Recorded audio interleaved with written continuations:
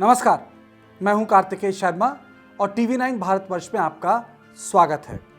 आज सियासत की बात में मैं आपको बताऊंगा कि कोरोना के विषय पे देश की उच्च अदालत यानी सुप्रीम कोर्ट ने कैसे खरी खरी सुनाई।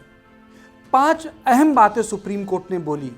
मैं तो ये काफ़ी अचंभे में हूं कि ये सारी बातें पहले क्यों नहीं पूछी गई, क्योंकि ये बातें आम आदमी से जुड़ी हुई हैं। ये बातें आपके और मेरे स्वास्थ्य यानी हम लोगों की सेहत से जुड़ी हुई है।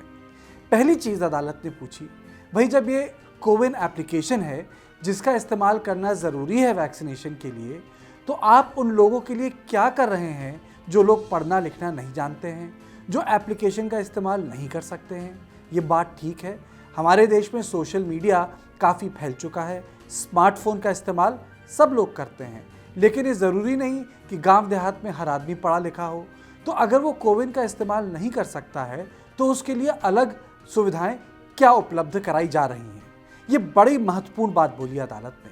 उसके बाद एक और चीज़ अदालत ने कही। अदालत ने बोला कि अगर सोशल मीडिया में कोई ऑक्सीजन को लेके, कोई बेड को लेके, कोई अस्पताल को लेके सवाल पूछ रहा है या गलती से कोई बात इधर की उधर हो जाती है, उसमें कोई तथ्य ठीक नहीं होता, तो उन्होंने आदेश दिया जितने भी राज्य हैं उनके डीजीपी को और पुलिस वालों को कि आप किसी पे कानूनी कार्रवाई नहीं करेंगे। एक राज्य उत्तर भारत में जहां लगातार ऐसे ही ट्वीट्स जो मदद के ट्वीट्स हैं, और हो सकता है जाने अनजाने गलती भी हो रही हो लोगों की, कुछ लोग जानबूझ के करते हैं, कुछ लोग अनजाने में करते हैं क्योंकि कोविड इतना फैला हुआ है, लेकिन उन पर कार्रवाई हो रही थी। तो उन्होंने कहा ये कंटेम्प्ट ऑफ कोर्ट होगा और इसका संज्ञान अदालत लेगी अगर आपने किसी भी व्यक्ति पे कानूनी कार्रवाई कर दी। बहुत बहुत रिलीफ की बात है जो कोर्ट ने आज बोला, सुप्रीम कोर्ट ने आज बोला। नहीं तो कहीं ना कहीं लोगों को डर ये लग रहा था कि किस अलग नज़रिए से इस ट्वीट को पढ़ लिया जाए और पता लगा कि अस्पताल की जगह अब सलाखों के पीछे पड़े हुए हैं। उसके बाद अदालत ने यह भी पूछा कि भाई RT-PCR के जो रिजल्ट्स हैं वो टेढ़े मेढ़े आ रहे हैं, कभी नेगेटिव हो रहा है, कभी पॉजिटिव हो रहा है। जब आपके पास तकनीक को लेकर समस्याएं हो रही हैं तो आप उसके लिए क्या कर रहे हैं। ये महत्वपूर्ण सवाल है क्योंकि आपने देखा होगा दिल्ली, मुंबई और इस देश के जितने भी बड़े शहर हैं वहाँ RT-PCR टेस्ट को लेकर बड़ी दिक्कतें हो रही हैं। उसके साथ साथ उन्होंने कहा कि आप ये बताइए कि भाई जो एम्बुलेंस की कमी है उसका क्या कर रहे हैं। लोग अपना पैदल चल के तो अस्पताल जाते नहीं हैं। एम्बुलेंस से जो जा रहा है उसको जगह मिल रही है, जो एम्बुलेंस से नहीं जा रहा है उसे दिक्कत हो रही है, रजिस्ट्रेशन का सामना करना पड़ रहा है, क्यों लगानी पड़ रही है। तभी आप देखेंगे कि अस्पतालों के सामने लंबी लंबी कतार लगी हुई है। तो उस पर अदालत ने पूछा भाई इस पर आप क्या कर रहे हैं।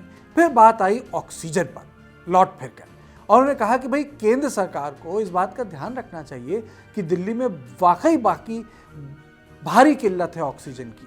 यानी केंद्र सरकार को इस बात का ध्यान देना चाहिए कि जो दिल्ली में ऑक्सीजन को लेकर किल्लत है वो पूरी हो।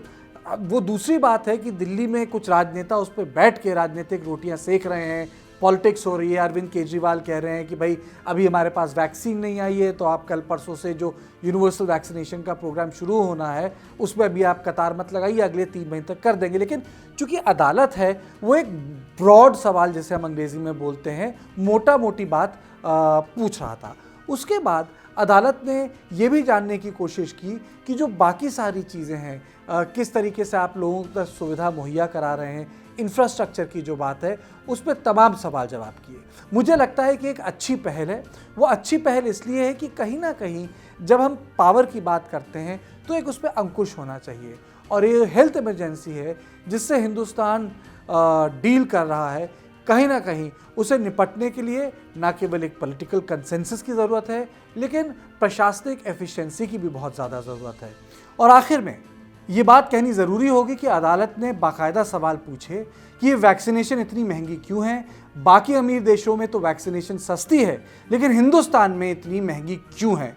और इसके साथ साथ ये पूछा कि हमारे बाज़ारों से दवा क्यों गायब हो गई है, क्यों उपलब्ध नहीं है, कब उपलब्ध होनी चाहिए। मुझे लगता है कि अब कोर्ट ने बड़ी बारीकी से संज्ञान लिया है इस मामले का।